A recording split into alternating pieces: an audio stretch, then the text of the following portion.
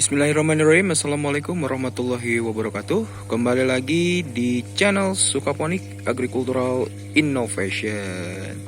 Alhamdulillah sahabat Sukaponik, di pagi yang mendung ini ya, ini sekitar pukul 6 mau setengah 7, masih ada bulan sahabat. Jadi belum ada sinar matahari, biasanya sudah terang juga sih jam seginian. Oke, di video kali ini saya akan memperlihatkan update tanaman basil ya di sini, yang dipindah tanamkan ke media ini ya sahabat, ke media konvensional atau media organik ya. Ini ada tanah, ada kompos, sekam bakar, kokopit, dicampur 1:1 semuanya ya teman-teman, 4 komponen itu. Alhamdulillah sih, ininya pertumbuhannya cukup menggembirakan. Ini pada subur-subur ya teman-teman basilnya. Nggak tahu nih benihnya merek apa karena repack ya dari toko online. Jadi biasanya dulu saya belinya tuh merek apa ya, dari Inggris itu Mr. Fothergill kalau nggak salah. Tapi sekarang udah nggak ada, ini sih jarang yang jual kayaknya tuh. Dan dari semaian kemarin yang ada di tray ini ya teman-teman, kita udah pindah tanamkan. Cuman mohon maaf, waktu pembuatan videonya saya lagi nggak ada di tempat. Ini dipindahkan oleh pegawai-pegawai saya di Sukaponik ya, tim Sukaponik. Tapi lupa saya yang menginstruksikan untuk membuat videonya ya teman-teman. Tapi secara garis besarnya sih hampir sama seperti halnya yang di media sana ya, media konvensional. Nah, kita review sejenak ya teman-teman. Ininya pertumbuhannya cukup bagus juga. Ini baru 1 hari ya, 1 hari pindah tanam. Alhamdulillah pertumbuhannya cukup menggembirakan juga. 2 tingkat ini kita akan pakai basil ya. Dan ke tingkat berikutnya 3, 4, 5 ke 3, 4, 5 nanti mau ditanemin herbal yang lainnya ya teman-teman. Setelah di sebelah sini kan kita sudah nanam tanaman mint nih. Nah, tanaman mint ini udah tumbuh subur, udah kita perbanyak juga dari berapa lubang tanam. Alhamdulillah kita udah punya bibit yang cukup banyak yang nanti kita bisa perbanyak lagi melalui stek daun ya, stek batang, maaf. Nah, cuman di sini memang kita belum booster sama ini ya, belum tambahin nutrisi lagi karena mint ini cukup dengan air dan pupuk sedikit udah subur gitu. Karena tanaman perdu ya. Nah, ini yang baru-baru dipindah di botol juga.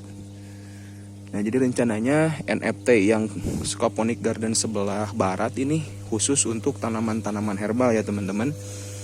Jadi berhubung relasi-relasi dan mitra bisnis saya itu menanyakan, terutama owner atau yang pemilik restoran, Kang katanya bikin bumbu-bumbu, katanya tanaman-tanaman herbal bumbu katanya. Seperti daun mint, rosemary, basil, katanya koriander ya, atau daun ketumbar. Kalau saya lagi nanam asparagus juga ya. Ya, ini lagi riset dulu guys. Sebelum aplikasi ke kebun yang luas, saya lebih senang untuk pengamatan dulu nih skala kecil ya teman-teman. Karena dulu pun waktu di hidroponik, saya juga awal mulanya dari hobi gitu. Dan alhamdulillah jadi di scale up, terus berkembang dan akhirnya punya kebun sendiri dan punya perusahaan sendiri gitu. Oh iya, teman-teman, alhamdulillah juga dapat kabar baik nih. Jadi pada tahun 2009, sedikit cerita ya di video kali ini, saya itu ngedaftarin merek kebun ya, merek sayuran, merek kebun terkait dengan bisnis pertanian yang bernama Sukaponik Agricultural Innovation. Yang awal mulanya sih Sukaponik itu teman-teman, kalau yang udah ngikutin medsos Facebook sama Instagram dulu itu sebetulnya bukan tagline-nya inovasi pertanian ya, atau bahasa Inggrisnya agricultural innovation, tapi Sukabumi aquaponik dulunya tuh malah. Nanti saya lampirkan juga fotonya. Dulu itu saya riset aquaponik. Cuman ketika permintaan pasar lebih cepat gitu membutuhkan sayurannya ketimbang ikannya gitu, saya beralih ke hidroponik gitu. Tapi menjelang 2-3 tahunan dipikir ulang lagi sama saya sama temen konseptor logonya, brandnya gitu, teman saya juga. Kenapa tidak meliputi semua yang ada sangkut pautnya dengan bidang pertanian gitu, terutama dari hidroponik, aquaponik, urban farming gitu ya teman-teman. Seperti saya ini kan konsepnya urban farming dengan lahan terbatas gitu, dengan keterbatasan lahan masih bisa bertani atau bercocok tanam gitu. Nah, singkat cerita saya bikinlah namanya Sukaponik Agricultural Innovation gitu. Nah, belum ada logo R-nya nih. Kan kalau ada logo R sama logo TM itu ya, trademark atau register itu, kita harus daftarin dulu ke Kementerian Hak Kekayaan Intelektual, Dirjen Haki ya. Nah, itu macam-macam, ada program dari dinas UMKM-nya setempat gitu, kota kabupaten, biasanya sekarang ngadain program gratis. Ada juga yang cara instan atau nggak ngantri gitu, tapi tetap ngantri kalau bikin registernya itu. Saya juga hampir 2 tahun itu, 2 tahun lebih ya, dari tahun 2019 itu nunggu gitu. Kebetulan singkat ceritanya dulu sempat ada yang nawar lah gitu ya, merek-mereknya tuh dengan nominal yang cukup fantastis gitu. Dan beberapa teman juga suka ya, Kang mau dilepas gak mereknya gitu.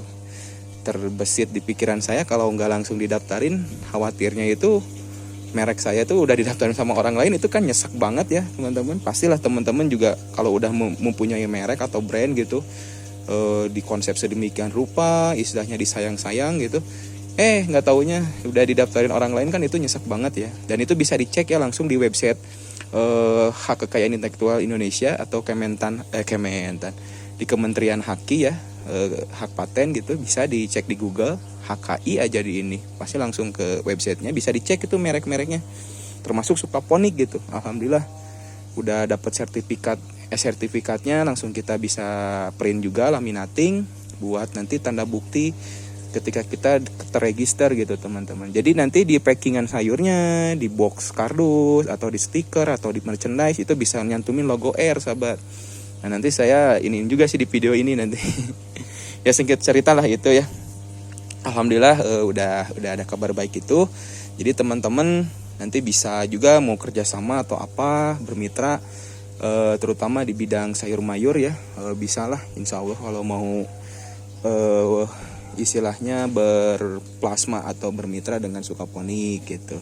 Ya, mudah-mudahan bisa bermanfaat ya dengan kita sudah terdaftar di Hak Kekayaan Intelektual Dirjen Haki ya. Nah, kembali lagi ke pembahasan NFT Basil ya. Ini rencananya kita juga mau dijadikan bibit terlebih dahulu teman-teman, gak langsung kita panen. Nah, kita coba angkat ya. Ini saya udah agak iniin sih ini. Nah, seperti ini teman-teman. Ini baru sih, akarnya juga baru keluar tuh. Jadi basil ini memang senang air karakternya itu, tapi nggak terlalu tergenang juga, seperti halnya asparagus, sama senang air tapi nggak mau banyak juga.